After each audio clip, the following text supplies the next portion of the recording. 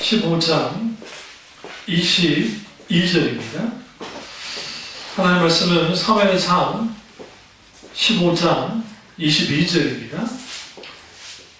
사무엘이 이르되 여호와께서 범죄와 다른 제사를 그의 목소리를 청종하는 것을 좋아하심과 같이 하시겠나이까. 순종이 제사보다 낫고 듣는 것이 수양의 기름보다 나으니. 아멘. 말씀 제목은 기다림, 부제로는 믿음의 시간이라는 말씀으로 오늘 나누겠습니다. 기다림, 부제로 믿음의 시간이라는 말씀으로 오늘 나누겠습니다. 이번 주 수요 설교 때 기다림, 순종의 시간이라는 주제로 말씀을 나눴는데요. 이 설교 올라가면 여러분 꼭 들으십시오. 왜냐하면 하나님의 비추심 속에서 말씀이 선포됐습니다. 특별히 기다림이라는 거, 이게 얼마나 우리에게 중요한지를 볼 필요가 있습니다. 그리고 이제 다음 주 주일날 오늘 주일 오전 설교가 마치지 않았기 때문에 그건 오후 설교로 돌리고 주일날 오전 설교에 기다림, 하나님의 시간이라는 부제, 하나님의 시간이라는 주제로 말씀을 나누도록 하겠습니다. 기다림, 이것은 모두 하나님을 기다리는 것을 말합니다. 근데 그 기다림이 믿음의 시간이어야 된다는 거죠. 오늘 본문 말씀은 우리가 잘 아는 사울이 아말렉을 진멸하고 난 다음에 이제 주님께로 나오는 사건입니다. 그러나 사울이 이렇게 이러한 놀라운 하나님 하신 일들을 행했지만 그가 돌아와서 한 행동은 자신의 입지를 이제 드러내는 그런 일에 이제 몰두합니다. 여기서 하나님과의 충돌이 있게 되는 겁니다. 우리가 기다릴 때 우리가 문제가 되는 것은 내가 기다릴 만큼 하나님이 움직여 주시면 좋은데 안 움직여 주시는 거예요. 하나님이 기다려. 여러분은 아이들을 양육할 때 기다리는 법을 배우도록 만들어줍니다. 왜냐하면 기다리는 법을 배우지 못한 아이들은 이런 사람들이 장년이 이제 어른이 되어지면 아주 즉흥적으로 행동하는 사람이 됩니다. 그렇기 때문에 기다릴 수 있어야 됩니다. 근데 우리가 여기서 중요한 것은 나의 기다림과 반대편에는 하나님의 기다림도 있다는 겁니다. 그러니까 나는 나만 기다린다고 생각했는데 하나님도 기다려 주시는 겁니다. 오늘 이 한 사건 속에서 하나님이 사울을 기다리고 있습니다. 어떤 사울을 기다리고 있냐면 순종하는 사울, 믿음을 드러내 보이는 사울을 주님이 기대하고 있는 사건입니다. 아말렉을 진멸했습니다. 하나님의 명령대로 대승을 거뒀습니다. 그러나 아각 왕을 사로잡았고 그걸로 끝나지 않고 이제는 뭐 했어요? 좋은 소와 양을 끌고 왔습니다. 그의 주장은 하나님을 위해서 끌고 왔다라고 그가 이제 하는 행동을 보게 되어집니다. 오늘 여기에서 기다림의 시간, 그 시간은 믿음의 시간인데 너무나 많은 사람들이 그 기다림의 시간을 헛되이 보내거나 또 기다림의 시간 속에서 영적으로 충전하지 못하고 오히려 하나님과 갈등하느라 시간을 보내는 사람들이 이 성경에 의외로 많습니다. 대표적인 게 믿음의 조상 아브라함입니다. 우리는 믿음의 조상 아브라함은 아브라함은 믿음의 조상이야. 아브라함은 믿음이 좋았던 사람이야 라고 생각하지만 그렇지 않습니다. 한편으로는 정말 믿음이 좋은 사람이었지만 한편으로는 아주 믿음이 없는 사람이었습니다. 그 대표적인 게 하갈을 취해서 이스마엘을 낳은 겁니다. 그의 나이 86세 때 이제 우리가 너무나 잘 아는 이스마엘이 태어납니다. 갑자기 성경에 하나님이 침묵해버립니다. 성경에 갑자기 13년이라고 하는 세월이 갑자기 증발돼요. 아브라함 뭐 했을까요? 하나님을 기다려야만 했습니다. 성경에 왜 갑자기 13년이라는 증발된 시간이 있었을까요? 우리는 성경을 너무 쉽게 보니까 이스마엘을 낳았더라. 그 다음에 성경에 99세에, 그러니까 그가 86세에 애를 낳는데 우리는 거기 안에 있는 13년에 대한 시간을 생각하지 않아요. 우리는 성경을 뜨문뜨문 보고. 우리가 성경을 어떻게 보셔야 되냐면요, 사건 조사하듯이 보셔야 돼요. 그렇게 보기 좋아요. 첫 번째. 응? 우리 딸내미가 이번 기생충이 그 아카데미 4개상 받잖아요. 일부러 제가 실황을 봤어요. 일부러. 제가 그걸 보면서 뭘 느꼈냐면, 세상 문화의 힘이라는 게, 야, 복음의 힘이 미치지 못할 정도구나. 왜냐면 세상을 드러났다 하잖아요. 방탄소년단이 세상을 드러났다 하잖아요. 근데 복음이 어디서 드러났다는 걸 들어본 적이 없잖아요. 얼마나 안타까운지.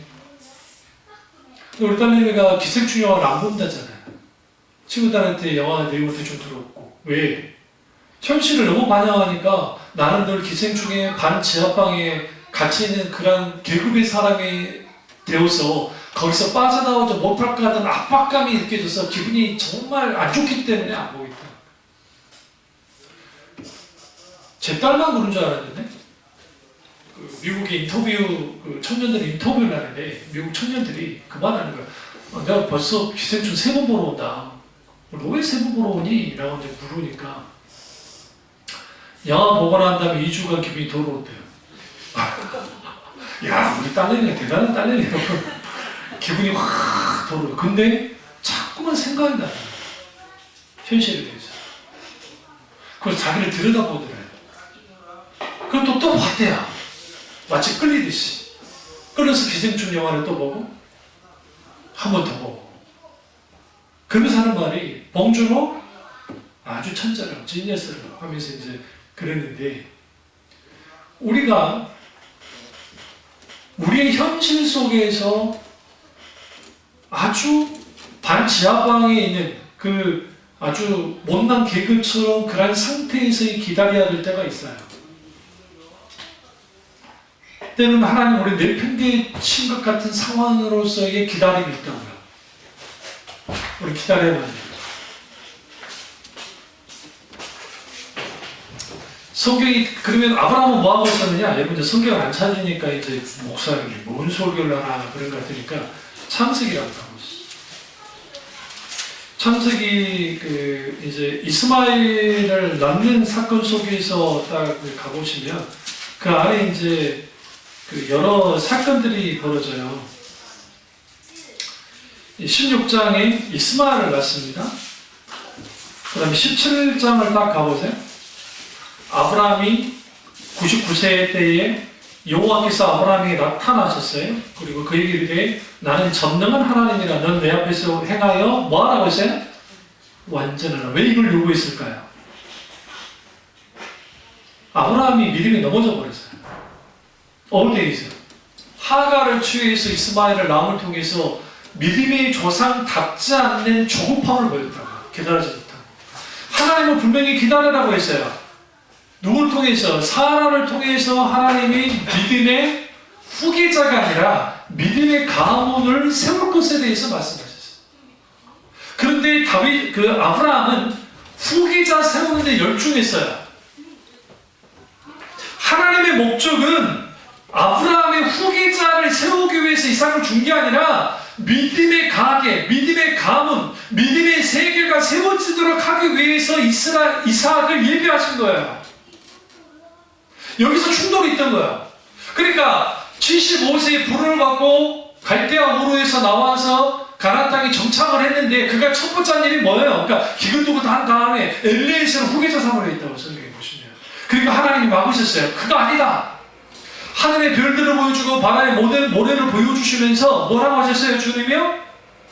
봐. 너로부터 이런 자손이 날 것이다 라는 이제 약속을 하셨어요. 그런데 그리고 난 다음에 거의 9년이 지났는데 자식은커녕 없는 거예요. 누구보다도 우리 저기 전임사는 알 거예요. 아이를 정말 어렵게 가졌기 때문에. 그 심정이 어지간하겠냐고요.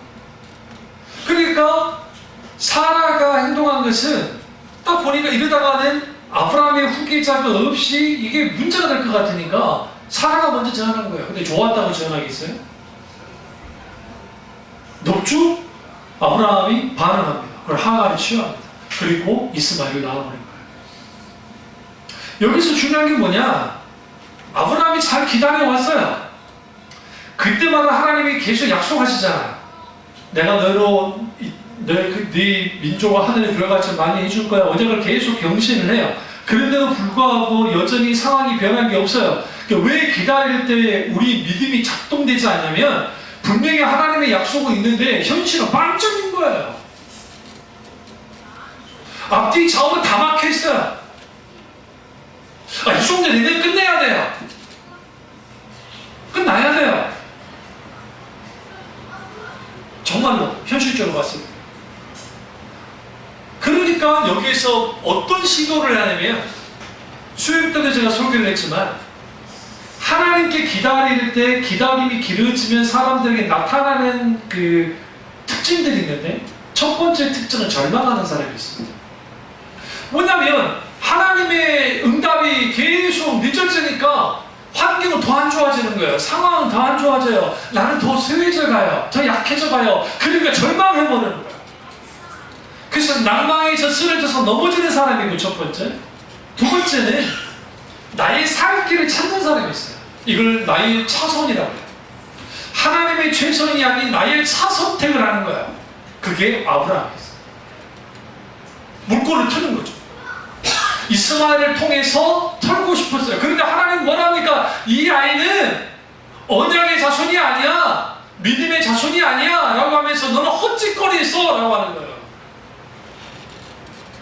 그리고 13년 동안 하나님은 뭐 해버려요? 침묵해버려요. 오늘 우리에게 기다림이 늦어진 이유가 뭔지 아세요? 믿음의 행보를 보이지 않아서 그래요. 왜 하나님 우리에게 기다리게 할까요? 그 기다릴 때 우리가 뭐 하나 지켜보시는 거예요. 불평, 불만을 하는가? 싸우고 있는지? 절망하고 있는지? 아니면 여전히 믿음으로 인내하면서 하나님만을 바라보고 기다리고 있는지를 보시는 거예요. 요즘 제가 C.S. 루이스와 관련된 그 전공하시는 그 교수님들의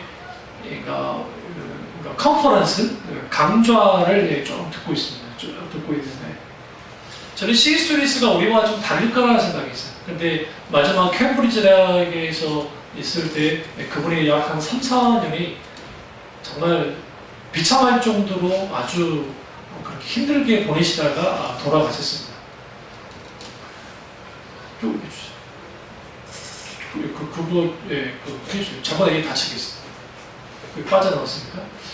그런데, 우리가 아셔야 될 것은, C.S. 루이스가 아주 힘들고 어려운 상황 속에 있었는데, 그 속에서, 그리고 어떻게 보면은, C.S. 루이스, 참, 정말 믿음의 사람이라고 하는데 왜 그랬을까?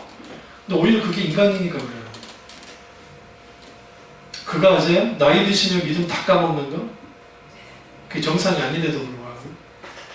왜 나이가 드시면 믿음이 까먹냐면 그 이유가 있어요. 첫째, 건강이나 자신감이 사라져요. 왜냐하면 나이 드시면 병처리가 많아지고 약해지니까. 몸이 약해지니까 뭐도 약해져요? 마음도 약해져요. 마음이 약해지니까 뭐까지 약해져요? 믿음까지 약해지는 거예요. 이게 정상은 아닌데 마치 정상처럼 돼버렸어요. 뭐 하지 않아서 그러느냐? 영적으로 자기의 이런 영적 관리를 하지 못한 겁니다. 다시 말하면 우리가 우리의 삶 속에서 영혼 관리에 힘과 애를 써야 돼요. 근데 주로 하나님 언제 우리를 영육간에 강건하게 만드시느냐? 어디서 그렇게 하시느냐? 다른 거 아니에요. 기다리는 시간이에요. 기다리는 시간은 무료한 시간처럼 느껴지잖아요. 그럼 아브라함이 지금 99세 때 요 하나님을 만났어요. 근데 하나님이 찾아오셨으니까 그때 다행이라 생각했어요. 13년 만에 주님 오셨군요. 얼마나 기분 좋았겠어요. 근데 하나님의 말씀이 뭐냐면 지금 뭘 부정해버리냐면요. 하나님이 너 이스마엘 낳았잖아. 지금 네 자식이 지금 13살, 14살 됐지? 관심 없어요. 나는 언약의 자손을 세울 거야. 너는 여러 민족의 합비가 될 거야. 그런데 그 이스마엘이 아니야. 그럼 13년 동안 아브라함 뭐 했을까요? 하나님을 기다렸어요. 여러분, 성경을 읽을 때 자간과 문단이 있죠. 문단과 자간이 있는데 이렇게 갑자기 그 시간이 탁 이렇게 흘러갈 때가 있잖아요. 성경 읽다 보면. 여러분 소설도 그렇고 우리 어떤 막 저기 드라마 보다가 13년 후 갑자기 이해된 사람이 갑자기 어린이 되잖아요. 아역 배우와 아역 여배우와 좀 실제 여배우의 이게 얼굴이 다르면 왜 얘들 잘못 골랐고 막 그럴 수도 있잖아요. 너무 예쁜 저기 배우가 나오고 그러면 아이가 별로 아닌데 그럴 수도 있잖아요. 그런데 13년이라고 하는 그 시간에 대해 사람들이 관심을 안 두는데 여기 좀 관심을 둬야 돼요. 왜 둬야 되냐면 아브라함이 만져지는 시간이었기 때문에. 놀라운 사실은 뭘 알 수 있냐면 13년이 지나고 99세가 되고 99세가 된 다음에 그의 믿음의 행보를 보세요. 거의 뭐가 없냐면 말 그대로 그게 없어요. 저기 큰 이렇게 큰 파고가 없어요. 파고가. 19장에 보면 소돔과 고모라가 나오는데 그 노루를 끌고 가서 뭐예요? 실질적으로 이제 중보기도를 합니다. 소돔과 고모라를 놓고. 근데 그 중추적인 역할을 누가 하냐면 롯이 살아난 이유는 아브라함 때문이에요. 아브라함이 중보기도가 없었다면 롯은 끝장났어요. 언제 만들어졌을까요? 13년이라는 세월이 그 기도의 사람으로 바꿔놨고 하나님과의 관계 속에서 충분히 기다리는 거예요. 근데 넉넉하게 기다리는 게 아니에요. 약속을 붙들면서 기다리는 거예요. 근데 여기에 뭐가 발동이 되었냐면 믿음이야. 이제 그 말씀 하는 거예요. 믿음의 시간으로서의 기다림이 돼야 돼요. 만약에 믿음의 시간으로서의 기다림이 되지 않으면 우리의 기다림이 계속 늘어져요. 길어지는 거예요. 그렇게 되어지면 우리는 세상과로 개고생하는 거예요. 개고생. 원래 너무나 많은 사람들이 예수님 믿으면서 개고생을 합니다. 우리 교회 현실적으로 우리 교회도 숫자가 좀 있을 때도 있었고 좀 그렇지만 현실적으로 딱 생각할 때 안성호 목사 이 숫자 가지고 목회 계속 해야 되냐 인간적으로 생각 안 할까요? 하겠지. 여러분도 마찬가지야. 세상에 교인수 얼마 되지 않는 교회에 나와서 신앙생활 해야 되냐 그 생각 할 줄도 모르지. 근데 조금 더 그런 생각을 할 수 없는 이유 중에 하나는 뭐냐면 하나님께서 이 기간 속에서 어떻게 하실지를 몰라요. 지금 내가 하는 것은 뭐냐면 이 과정 속에서 소위 누구의 말대로 더 나은 미래를 바라보면서 꿈을 꾸면서 비전을 붙잡아서 이 과정을 이겨나가야지 그게 아니라 지금 오늘 이 상황이 지금 우리 교회가 숫자가 많든 적든 상관없는 거예요.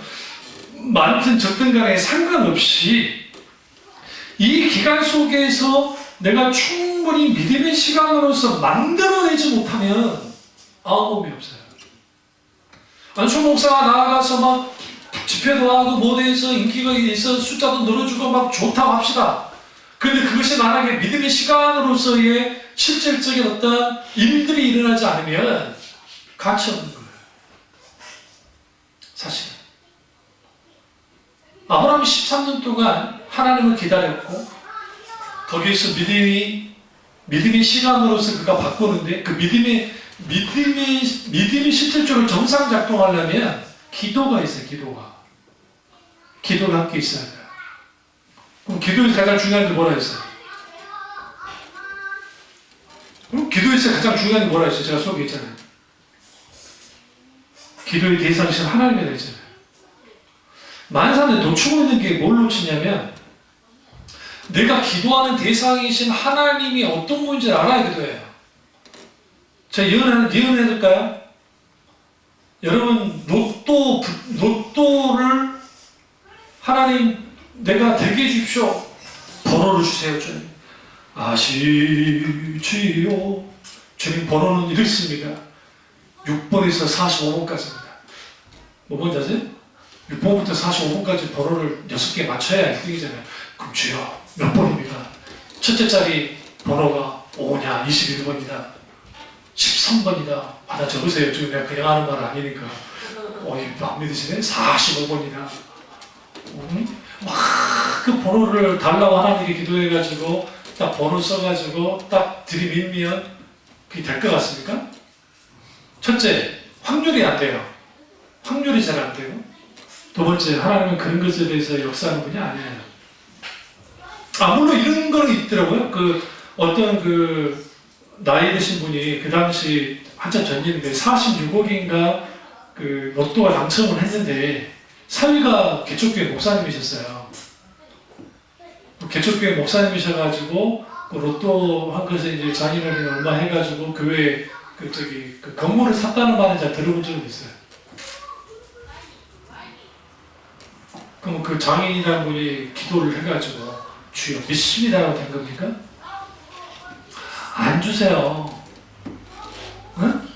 우리 민주야 같이 내가 잘 붙여서 놨어요. 공부 못한 거 엄마 탓 아니라고 분명하게 해놨는데 쥐가 공부 안 했으면서 그런 거.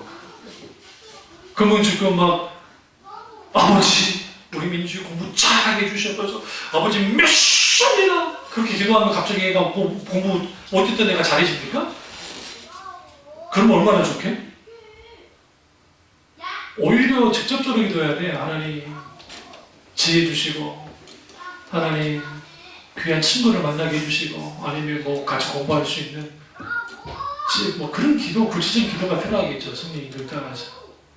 그러나 공부는 뭘 위해서 해야 돼요? 하나님 영광을 위해서. 남쪽에서 공부해야 되잖아요. 그럼 이 나라의 민족이 왜 이렇게 됐습니까? 다 나 위해서 공부하니까 그렇게 된 거예요. 예수 믿는 사람들은 남족이 위해서 사는 사람들이에요. 예수 믿는 사람들은 남족에서 공부해야 된다고요. 그 남이라는 게 그리스도 안에서의 섬김을 위해서, 그걸 통해서 그리스도가 드러나야죠. 근데 그런 게 아니라 세상 사람들과 똑같은 가치관을 가지고 나가는 거예요. 그러다 보니까 거기에서 무슨 일이 벌어지냐면 믿음이 혹은 기도가 실질적으로 역사할 수 있는 환경이 안 되는 거예요. 우리의 삶과 지금 사업과 그리고 이 모든 것들, 그러니까 가족이든 애든 뭐든 이게 우리가 할 수 있는 게 없어요. 그 기도가 지배를 해야 돼요. 기도가. 그럼 어떤 기도를 해야 되냐고요. 기도의 대상이신 하나님을 먼저 알고 기도해야 돼요. 성경에서 말하는 있는 그대로 하나님을 경험하여 알고 그 하나님을 향해서 기도를 해야 돼요. 다만 중요한 것은 기도의 방향성이에요. 기도의 방향성은 나의 뜻을 송치하는 것이 아니라 하나님의 뜻을 송치하는 방향으로 가야 돼요. 그래서 예수님이 주기도문에서 정확하게 말하잖아요. 하늘에 계신 우리 아버지야. 우리 먼저 누구를 찾아요? 하나님을 찾아요. 아브라함이 뭐 했겠어요? 날마다 나와서 앉아있는 거예요. 뭐 앉아있는 거예요? 밖에 나와 있는 거예요. 우리 여기 성경 잠깐 보세요. 이 전에 성경 쭉 보시면 아브라함이 하는 일이 뭐냐면 꼭 자기 문 밖에 앉아있는 거예요.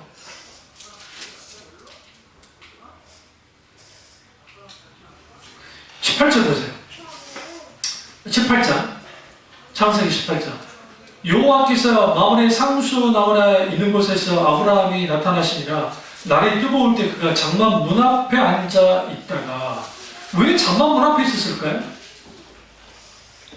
지금 17장에서 아브라함이 갑자기 하나님을 만나잖아요. 그 하나님을 만나게 되는 배경이 이게 히브리어 시제를 들여다보면 늘 나갔어요. 매일 나갔다고요. 하필이면 장막 문에 앉아있어요. 왜 장막 문에 앉아있었어요? 하나님을 기다린 거예요. 하나님을. 그리고 류모세 목사님이 썼던 여러 있잖아요. 이스라엘 배경을 통해서 하는데 여기 마물의 상수된 나무 아래라는 게 뭐냐면 그게 기도처예요. 앉아가지고 사람 구경하는 데가 아니라 기도하는 곳이라고요. 우리가 기다리는 시간이 믿음의 시간이 되어지려면 우리는 그만큼 충분히 기도를 녹여야 돼요. 자녀를 위해서 기도하고 이 나라의 민족을 기도하고 우리는 중국과 관계가 없는 겁니까? 솔직히 우리 같은 사람들은 중국에 직접적인 관계는 없잖아요. 그런데 왜 우반적인 사람들과 왜 그 분들을 기도해야 됩니까? 한 시대에 동시대에 살고 있기 때문에 하는 거예요. 어떤 정신없는 목사님이 그 말 하잖아요. 하나님이 저주하신 거라고. 저주받았다고. 하나님 치신 거라고. 그러니까 우리가 여기서 우리가 뭘 깊이 좀 생각하셔야 되냐면, 우리가 우리의 기도의 크기만큼 나도 같이 커져나가는 거예요. 우리는 충분히 우리 가족들을 담을 뿐만 아니라 교회도 담고 이민족 담고 담아야 돼요. 그 사람들이 이엠 바운즈라고 하는 사람의 기도의 거인이라고 할 수 있는데, 이엠 바운즈라든지 많은 하나님의 기도의 사람들이 그런 사람들이에요. 중보기도 하면서 충분히 담는 겁니다.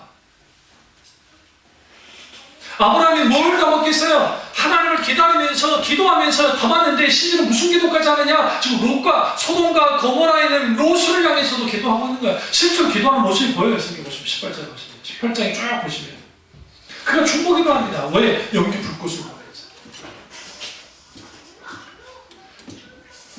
옆에교회입니다. 옆에교회. 그래서 우리가 분명하게 할 것은 뭐냐면, 하나님과의 관계 속에서 우리는 뭘 할 수 있느냐? 충분히 뭐예요? 기도로 담그셔야 돼요. 그런 의미에서 우리는 분명하게 뭐를 아셔야 되냐면, 내가 얼마만큼 하나님 앞에 기도하고 나아가냐에 따라서 나의 믿음 또한 그 속에서 작동이 되는 거예요. 그래서 기도가 무너진 사람이 믿음을 가지고 하겠다는 것은 불가능한 게, 믿음의 모든 역사는 기도로 동반하기 때문이에요. 예수님의 수많은 일들이 기도 가운데 일어나고, 수많은 하나님의 사람들의 역사들은 기도 속에서 일어났어요. 그래서 우리가 만약에 우리 사업을 해서 기도한다 할 때에, 많은 사람들이 내 사업을 잘 되게 해주십시오, 뭐 어떻게 해주십시오. 그러니까 실제로 제가 부교육자 있으면서 당구장 이름 지어달라는 것도 있었어요.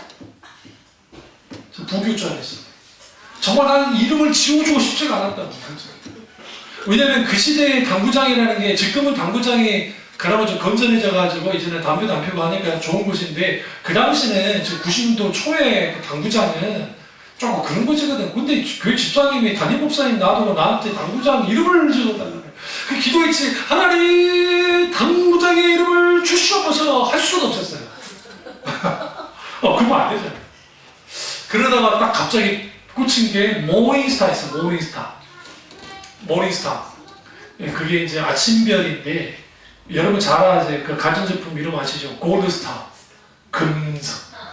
모닝스타가 금성이에요. 근데 금성이라고 지으면 너무 이게 80년도 풍이잖아요. 안 되겠더라고요. 그래서 이제 머리를 썼지. 근데 깊이 쭉 생각하면 효성이에요. 한자로 보면 효성이에요. 효성. 이건 계명성과 관계가 있어요. 그래서 대충 이름 붙여놨지. 하나님의 별이라고. 그러시면 잘 되실 거라고. 말로만. 그러고 해줬어요. 안 해주면 뭐 시험 받을 것 같으니까. 그걸 꼭 그 집사님 해드렸다. 제가 100% 망할 걸 알고 있었습니다. 솔직히. 왜 주선수 제도 안 했으니까. 그럼 왜 나한테 했는가 후에 알고 보니까 목사님하고 관계가 틀어져가지고, 네? 틀어져가지고 나한테 그냥 어프로치를 하나 건 거예요. 자기들끼리 하니까 이게 좀 찝찝하니까 만만한 전도사 통해서 한 거예요. 그걸 내가 목사한테 보고할 수가 없잖아. 안 했죠. 결국은 그분들은 뭐 그러다가 이제 접었겠지만, 사업을 놓고 기도할 때는 여러 가지 있죠. 그러니까 우리 직장도 마찬가지고, 이 속에서 결국은 분명한 이윤도 필요하고 이익도 필요하고, 그리고 건전한 노동과 함께 건전한 성과가 나타나는데, 그렇게 되는 게 별로 없잖아요. 힘들잖아요. 솔직히 이게 오늘날 시대뿐만 아니라 어느 시대든 비슷하게 다 힘든 삶을 삽니다. 그럼 뭐가 필요해요? 거기에 똑같이 적용될 게 있어요. 그게 뭐냐면, 하나님이 함께 하시면. 우리가 요셉이 형통했던 것은 성경에 하나님이 함께 하심으로 형통이 있다 했거든요. 근데 많은 사람들이 형통을 어떻게 보냐면 하나님마다 잘 됐다는 것에만 집중을 해요. 그건 정말 잘못된 시각이에요. 그게 아니라 하나님이 요셉과 함께 있어요. 하나님이 하고자 하는 일들이 일어났어요. 계속 요셉에게. 그걸 어떻게 할 수 있냐면 보디발이 요셉을 보면서 뭐래, 하나님이 너와 함께 하신 걸 내가 한다고 그랬어요. 직장 생활을 하든 사업을 하든 뭘 하든 간에 하나님이 나와 함께 하심이 보여져야 돼요. 그래야 하나님이 뭘 붙잡느냐, 그 사업을 붙잡고 그 사역을 붙잡고 그 일을 붙잡고 그 어떠한 것을 붙잡고 끌고 나가는 거예요. 그러면 요셉에게는 위기가 있었어요. 총리가 된 다음에도 위기가 있어요. 어떤 위기가 있냐면, 여러분 생각해보세요. 히브리 총노 하나가 갑자기 이래야 총리가 됐는데 정적이 없는 게 이상하잖아요. 안 그래요? 정치판이. 근데 그가 어떻게 행동합니까?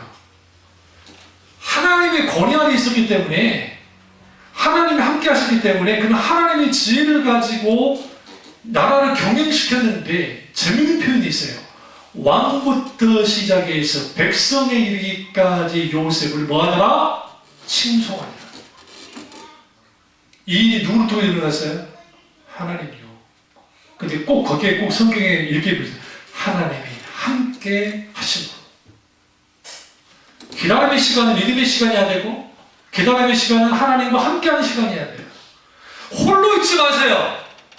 기다리다가 고독에 빠져서, 기다리다가 혼자 불평불만하고 악다운 일을 지으면서 하나님을 원망하는 시간이 아니라 기도의 시간이자 하나님과 함께하는 시간이 되기 시작할 때에 하나님은 그걸 통해서 만지시는 거예요. 부단히 제가 그러고 있다고요. 솔직히. 아직 눈에 보이는 사역의 성과는 없지만, 그게 있는 데 됐다가 쪽으로 들었지만, 그럼에도 불구하고 하나님의 계획을 가지고 하나님 역사하실 텐데, 그러면 내가 원하는 것은 어떤 찬란한 좋은 청사제를 바라보면서 나가는 것이 아니라 하나님의 약속이 있었기 때문에 그 약속 붙들고 나가는 것 뿐이에요. 이루실 분은 하나님이시니까. 나의 시간표와 하나님의 시간표가 같으면 좋은데, 성경에는 나의 시간표와 하나님의 시간표가 같은 적이 거의 없어요. 여호사밧 왕이, 남유다 왕 여호사밧 왕이 연합군이 쳐들어와서 그들을 공격해 들어올 때에 여호사밧이 하나님께 부르짖습니다. 하나님 어떡하면 좋습니까? 하나님 구해주십시오. 하나님 응답하지 않았어요. 근데 그가 죄를 뒤집어쓰고 하나님하고 회개하고 돌이켜 나옵니다. 하나님 거기서 이렇게 기도해요. 하나님이 나를 건져주시면, 하나님 우리를 도와주지 않으시면 우리는 버틸 수 없습니다. 근데 뭔지 아세요? 그때 당시 남유다의 군대 수가 18만 명이 넘었어요. 그 적은 숫자가 아니에요. 정규군 수가 18만이 됐다고요. 쳐들어오는 미디안 연합군은 훨씬 많기는 했지만 대부분이 쳐들어오는 입장이 더 많아야 돼요. 결코 적은 숫자가 아니에요. 왕이 마음만 먹으면 그 외에 사내들을 착초를 해서 무기를 들어주고 그 나가서 싸울 수 있었을 거예요. 그런데 그가 뭘 알았냐면, 이전전에 하나님께서 하지 않으면 안 된다는 것을 분명히 알았기 때문에 납작 엎드리면서, 주님, 저는 싸울 힘도 없고 능도 없어서 주님을 할 수 있습니다. 하나님께 울면서 기도했어요. 옷을 찢고 하나님 하면서. 그때 하나님 응답이 떨어졌습니다. 근데 하나님 응답이 재밌었어요. 떨어졌는데 구체적인 거는 말씀하지 않으셨어요. 하나님께서. 그래서 여호사밧이 무슨 죄 한 줄 아세요? 성가대를 조직했어요. 자, 나 그런 마음 처음 봤다. 내가 진짜. 성가대를 조직해서 성가대가 앞에 나가게 했어요. 우리 저기 예전에 막 그 유럽, 그 근대 유럽 전쟁할 때 막 북추고 막 나간 거 있죠. 그 영화 안 보셨어요? 그런 막 남북전쟁이나 그럴 때 막 나팔 불고 해가지고 지들끼리 총 쏴고 막 그러잖아요. 그 원조가 지금 성경에 이미 있는 거예요. 막 촬영 나가는데 여호와께서 복병을 앞에 뒀다라는 표현을 씁니다. 성경이 갑자기. 하나님이 앞에 간 거예요. 앞서가서 하나님 싸우신 거예요. 서두로도 미디안 연합군 어떻게 되고 그랬어요? 거기서 괴멸됐어요. 여호사밧이 못 듣길게요? 이삭 죽게 있다고요. 뒤쫓아가가지고 다 죽였어요. 그래서 성경이 뭐라 합니까? 여호사밧이 살아있는 동안 어떤 민족도 이스라엘을 공격하지 못했다. 한 번에 종결시켜버렸어요. 그 힘이 어디서 왔어요? 어디로부터? 한 번에 기도부터 왔다고 생각하십니까? 아니에요. 여호사밧이 철저히 하나님만을 의지하고 나갔어요. 전적. 그럼 여호사밧은 그러면 흠이 없는 사람이냐? 그 잘난 여호사밧이 아합과 사돈지간이에요. 아합 왕. 북이스라엘의 아합 왕 있죠? 이세벨. 그 악한 왕과 뭐예요? 사돈지간이었고 잘 지냈어요. 죽을 뻔했어요. 하나님이 보호해서 그랬지. 전쟁, 11번 전쟁 나갔을 때. 그들이 공격받을 때 아합 왕이 와서 구해준 줄 아세요? 아니요. 하나님만이 구해줬어요. 우리 이걸 통해서 뭘 할 수 있냐면 기다림, 믿음의 시간이 한다는데 그 기다림은 사람마다 각기 달라요. 그러니까 우리는 인생을 평가할 때 우리 아이들한테도 함부로 여러분 아이들, 그러니까 우리 저뿐만 여러분 아이들한테 함부로 평가하면 안 되는 게 큰애는 정말 빠르게 자기의 성과를 내는 자식이 있고 어떤 자식은 좀 늦어져서 성과를 내는 자식도 있어요. 아니면 정말 힘들게 해서 성과를 못 내는 자식도 있을지도 몰라요. 근데 우리 너무 지레 판단한다고요. 미리미리. 그러면 안 돼요. 하나님은 각기 어떤 사람마다 기다림과 만지는 그 과정이 있어요. 분명하게. 그걸 주님이 허용을 해요. 그냥 우리 이렇게 생각할 때, 나 하나님만에 왜 이렇게 안 풀리지? 저 개똑같이 신앙사람인데 저 사람은 잘 나가고, 이상하네. 하나님은 불공평해? 나같이 좀 신앙생활 좀 잘하는데 저거는 밥 먹듯이 주일 성수도 안 하는데 이상하게 잘 되네. 여러분 아셔야 돼요. 잘 되게 잘 되는 게 아니에요. 제가 말씀드렸죠. 아는 그 장로님, 여러분도 아시는 그 장로님 한순간에 망해버린 거예요. 수백억의 그 재산 다 날려버리고. 우리는 지금 보여지는 지금만 가지고 평가하면 안 돼요. 지금 봉준호 감독이 저보다 한 살 많더라고요. 근데 그 봉준호 감독이 52세라고 나이에서 그 엄청난 성과를 냈잖아요. 이 영광을 그대로 가져가면 좋은데 만약에 그 외국에 그럴 사람은 아니라고 생각하지만 그 외국인의 감독들 그 스캔들 나가지고 한순간에 나라로 떨어진 거 보세요. 그러지 않을 거라 이제 느꼈죠. 맨날 사람이니까 모르지. 어느 누구든지. 그럼 여기서 우리는 분명하게 뭘 봐야 되냐면 우리는 하나님 왜 이거 안 해주세요? 이러면 안 되잖아요. 그럴 수 있어요. 그 자체까지는 오는 죄는 아니니까. 근데 그 기다릴 때 나를 억누르고 나를 막 힘들게 하고 그런 것이 아니라 앞뒤 좌우 사방이 다 막혀있는 상황 속에 딱 있을 때에 나는 언제나 두 가지 태도를 가지고 나온 거지. 하나님을 향한 전적인 신뢰를 보내고 또 하나는 하나님을 계속적으로 찾는 거예요. 그게 시편이에요. 시편. 여러분 제발 시편을 더 사랑하십시오. 오늘의 제가 있게 만들고 오늘의 제 신앙을 세운 것은 시편과 요한복음입니다. 로마서. 시편, 요한복음, 로마서. 물론 다 성경이 나를 했지만 실제로 나를 뼈들을 세웠기 때문에. 근데 거기에 우리가 충분히 하나님과의 관계 속에서 이렇게 이제 녹아지잖아요. 그러면 하나님은 약속을 변개치 않잖아요. 우리가 기도하면서 하나님 우리에게 주셨던 약속들이 있잖아요. 하나님이 성취해요. 내가 성취하지 않고. 많은 사람들이 착각하는 게 내가 할 거라고 생각하는데 아니에요. 하나님은 그것조차도 내려놓기를 원해요. 제가 신학생, 그러니까 전도사 때 얼마나 교만을 떨었냐면 저는 설교가 그렇게 어렵지 않았어요. 하도 설교 훈련을 많이 받아가지고. 그래서 이까 설교 뭐 하면 되지. 어깨 딱 우리 선배 목사님들이 니네 어깨 딱 10년 해봐. 설교할 거리가 없어. 그리고 교회들도 듣는 것도 한두 번이지. 우리 뒤에 집사님이 어쩌다 보면 왔으니까 저희 설교가 다 새롭겠지만 우리 교회들은 다 똑같은 설교예요. 들었던 설교.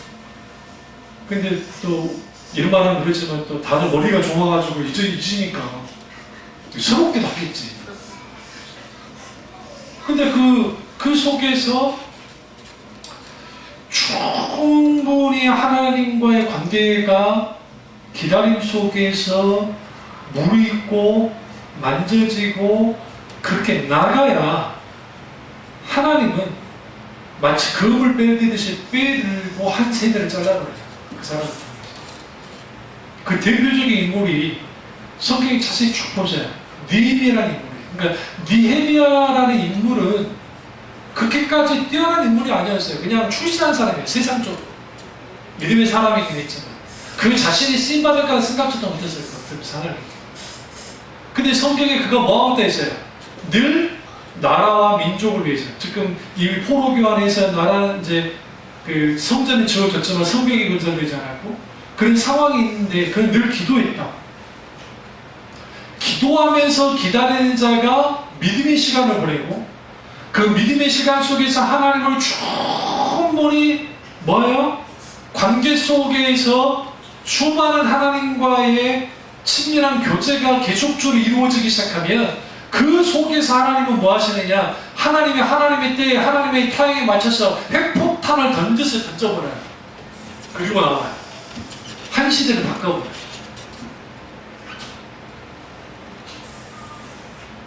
작게는 가정을 받고 작게는 그 개인을 받고 그러니까 그것을 통해서 하나님은 하나님의 일들을 일으키고 그러면 우리는 여기서 기다림, 그것은 믿음의 시간인데 믿음의 시간이 돼야 되는데 그 믿음의 시간을 어떻게 보낼 거냐 도대체 넉넉히 보낼 건가? 그냥 있을 것인가? 아브라함은 매일매일 주님께 나와서 주님을 찾았고 묵묵히 기다리면서 어떻게 했나요? 자기 포지션을 정확하게 지켰어요. 이게 중요해요. 여러분의 포지션이 어디냐가 중요해요.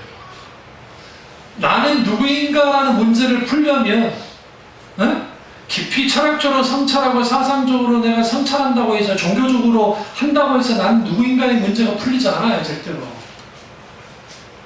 제가 사랑하는 철학자 중에 한 명인 쉐렌 키르케고르가 이런 근본적인 질문에 대해서 말할 때에 고독에 이르는 병이라고 하는 죽음에 이르는 병이라고 하는 책을 썼잖아요. 고독을 향해서. 인간의 고독은 근본적으로 그 고독이 빠진 이유가 있어요. 왜 빠진 줄 아세요? 하나님과의 단절이에요. 그래서 키르케고르가 뭐라고 하는데 너희가 그 고독을 벗어나려면 창조주신 하나님께로 돌아가야 된다는 거예요. 가라. 예수 그리스도 안에서 이 고독은 죽음에 이르는 병인 이 고독은 해결됩니다. 그 우리 위치는 어디 있어요? 바로 하나님 바로 앞에 있어야 돼요. 바로 앞에. 이걸 라틴어로 코람 데오라는 거예요. 코람 데오.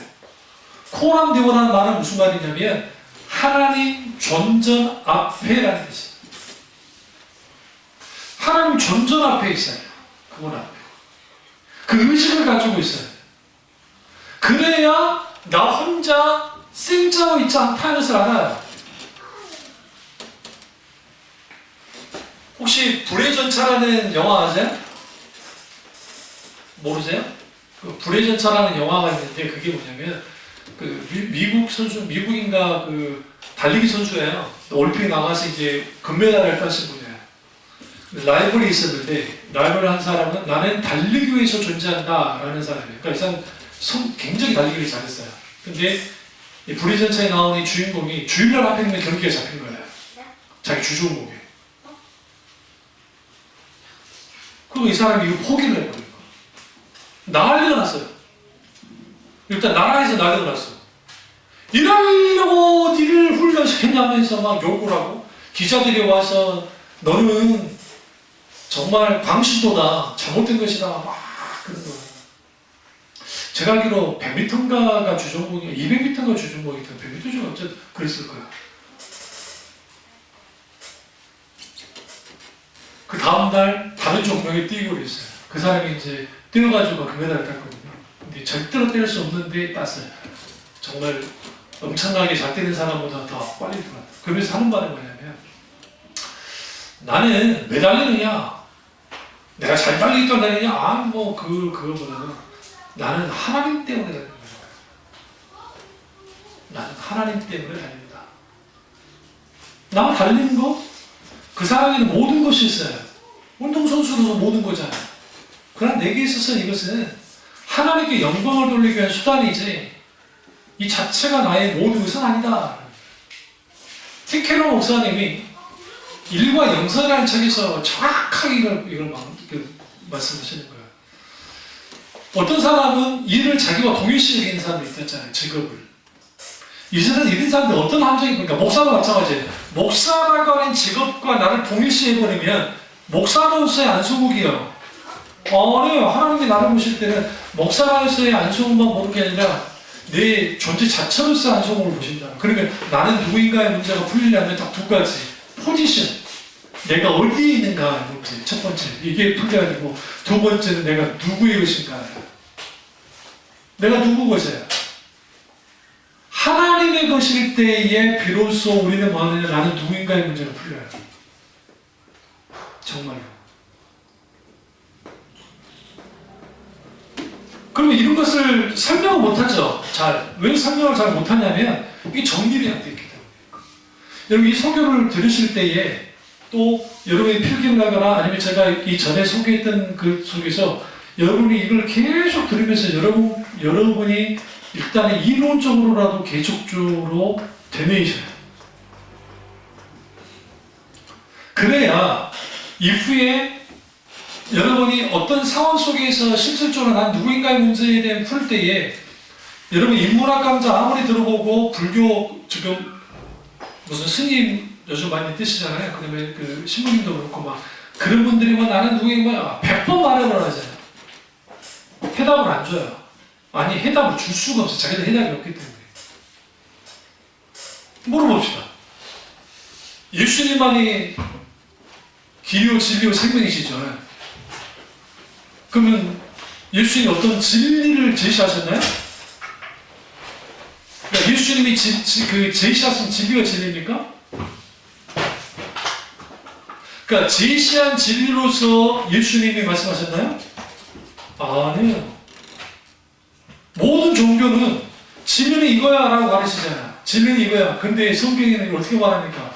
내가 길이요 진리요 생명. 예수님이 진리다 그래요. 예수님이 진리예요. 여기서 우리는 뭘 할 수? 그러면 예수님이 진리면 그 안에 내용이 없단 말이야. 그렇지 않아요. 예수 그리스도 그분을 깊이 경험하면 왜 예수 그리스도 그분이 진리인지를 알아요. 그러니까 우리가 기다리는 시간 속에서 믿음의 시간이 되게 만들면 내가 하나님을 깊이 경험하고 하나님을 누리기 시작하면 왜 예수 그리스도 그분이 진리시고 생명이시고 모든 것을 알 수 있을 뿐만 아니라 하나님의 아름다움과 하나님의 영광과 임재가 뭔지를 알아요. 제가 왜 예수 그리스도를 그토록 사랑하고 존경한 줄 아세요? 그분의 글 속에서 하나님을 향한 표현을 할 때에 저나 에도도 목사님도 마찬가지고 어떻게 그렇게 표현할 수 있지? 하나님이나 그 깊은 뭐라 그래요? 깨달음 속에 있게 되어지는 그러한 고백들이 단순히 그냥 시식적으로 적기 위해서 했던 게 아니라 너무 생생하게 다가왔습니다. 그래서 믿음의 시간이 바뀌어지면 어떻게 돼요? 하나님의 음성을 듣습니다. 오늘 아브라함이 13년 동안 하나님과 친목관계에 있다가 하나님이 찾아왔는데 하나님의 음성을 들었죠. 이게 그냥 들은 게 아니라고요. 될 때 되라고 13년 동안 막 살다가 듣는 게 아니라 그런 마문의 사무소리 나무 앞에 있는 그 그늘에 늘 앉아있으면서 묵상했다고요. 하나님을 계속 찾았다고요. 내 인생이 이 모양 이 꼴이면 하나님 왜 내 인생이 이 모양 이 꼴입니까? 라고 하면서 계속 하나님을 찾으세요. 기도하면서. 조금 더 상황과 환경과 여건이 바뀌어지지 않는 상황같이 보여지면 우리는 계속 하나님을 기다리면서 계속적으로 하나님을 찾고 하나님과 관계 속에서 계속 있으시라고. 그러면 그 속에서 어느 시점에 하나님이 가장 먼저 뭐부터 나부터 만져요. 아브라함부터 만지신 거예요. 그리고 아브라함에게 뭘 줬어요? 아들 이삭을 줬어요. 17년 후에 하나님 뭘 강행을 해요? 아들 이삭 내놔라요. 아브라함 어떻게 반응합니까? 꺼주세요! 가능할 일입니까? 많은 신학자들, 저도 그렇고, 아브라함이 이삭을 모리아산에서 하나님께 번제로 바칠 수 있던 힘의 원동력, 순종의 원동력 언제 생겼을까? 13년이에요. 13년 동안 내가 내 자식을 만들어서 후계자 삼으로 했던 모든 것이 수포로 돌아가고 하나님의 침묵 가운데 있었는데 여전히 하나님이 살아서 역사하시는 하나님인 걸 내가 알고 그가 하나님의 분명하게 일을 이루셨기 때문에 태어날 수 없는 아들이 태어났잖아요. 경수도 끊어져가 끝났는데 100세의 나이에 아들을 얻었죠. 주신 주도 하나님이신데 거룩한 하나님이 항상 있어요. 그래서 그가 그걸 알았기 때문에 모리아산에서 뭐해서 히브리서에 죽은 자 가운데에서 다시 살리실 것을 믿었다고 성경 말하는 거예요. 그 믿음까지 나간 거예요. 가보시죠. 히브리서 11장 가보세요.